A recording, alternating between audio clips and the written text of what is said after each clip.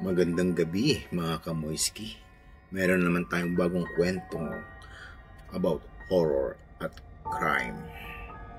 So ngayong gabi, ang kwento natin ay tungkol sa Pinay na couple with a foreigner. So nangyari lang to last year. Grabe, nakakilabo. Hindi niya pa lubusang kilala yung kanyang partner. Ayon sa balita, yung partner niya ay para may psychological problem, so may pinagdadaanan. So tuloy na natin ang kwento sa umpisa. So ang pangalan ng biktima ay si Marvel Facturan, tapos asawa niya ay si Metha Kojansik. So si Marvel Pactulan ay isang 27-taong gulang sa Pilipinas ay brutal na pinatay ng kanyang asawang Slovenian na si Metha Kojansik noong December 29, 2024 sa bayan ng Bled, Slovenia.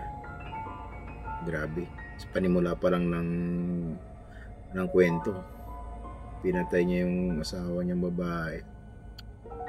So yun, lesson learned, hindi lahat ng apam ay ganyan, mabait. So meron talaga sinatagong lihim. So tuloy na natin ang kwento. So pagkakakilanlan ng mga biktima. So si Marvel Pactulan Kojansis ay isang Pilipina na nagmula sa Pilipinas. Siya ay dumating sa Slovenia noong December 22, 2024 upang makasama ang kanyang asawang si Metha. Si Metha ang Kojansik ay 30 taong gulang, ay isang Slovenian na asawa ni Marvel. Ayon sa mga ulat, siya ay may kasaysayan sa mga problema sa kalusugan ng isip. So yun, halos lahat talaga ng mga meron talagang pinagdadaanan eh. Ano kayang trigger? Bakit kaya ganun? Napatay niya yung asawa niya. Anong naging trigger? Na nakita ko rin sa Facebook mga posts na grabe, masaya sila. Di kaya nagpapanggap lang yung lalaki ng pero sa isip nung sa back of his mind siya, parang gagawin niyang biktima tong asawa niya. Tingnan natin mga kamoyski. Ayon sa ina ni Marvel na si Vilma Pila at si Metha ay bumisita sa Pilipinas at nagpropose ng kasal kay Marvel. So matapos ang kanilang kasal, nagpasya si Marvel na sumama kay Metha sa Slovenia upang magsimula ng bagong buhay.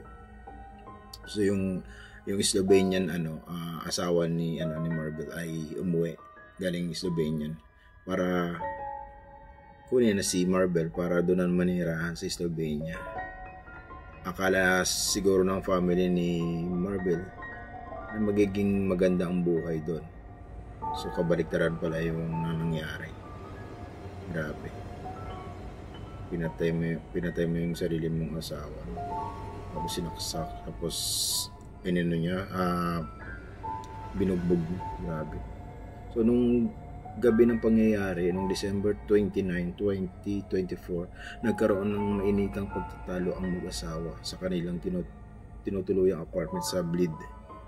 Narinig ng mga kapitbahay ang malakas na sigaw na tumatawag ng pulis. So yung mga kapitbahay, syempre parang may nag-aaway dun sa apartment na yon. Tapos naririnig na nila na away, tapos bandang huli may sumisigaw na parang ginugulpi yun. Tapos yung nawala na yung boses ni Marvel, doon na sinapa siyang tumawag ng pulis. Pagdating ng mga otoridad, natagpuan nila ang pinto ng apartment na nakalock mula sa loob. Kaya kinakailangan nilang kasirain ito upang makapasok sa loob ng natagpuan nila si Marvel. Grabe. Nawala ng buhay na may mga palatandaan ng pangbubugbog at pananaksak, habang si Metha ay nasa lugar din. So ano yun, pinatay niya yung asawa niya sa gulpe tapos na-realize niya na patay niya yung asawa niya. Or hindi niya alam na nagawa niya yon, or wala siya rin sa katinuan na yun. Kasi nga meron siyang problem talaga sa dinadala siyang problema sa pag-isip. So ayon sa mga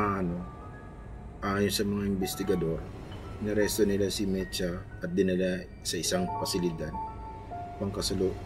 pangkalusugan ng isip para pagsusuri dahil sa kanyang kasaysayan ng mga problema sa kalusugan ng pag-iisip. So yun nga, meron nga siyang psychological problem. So sa Locuyan, siya ay nasa kustudiya ng mga otoridad habang nagpapatuloy ang investigasyon. So yun, nag-viral to nung last year.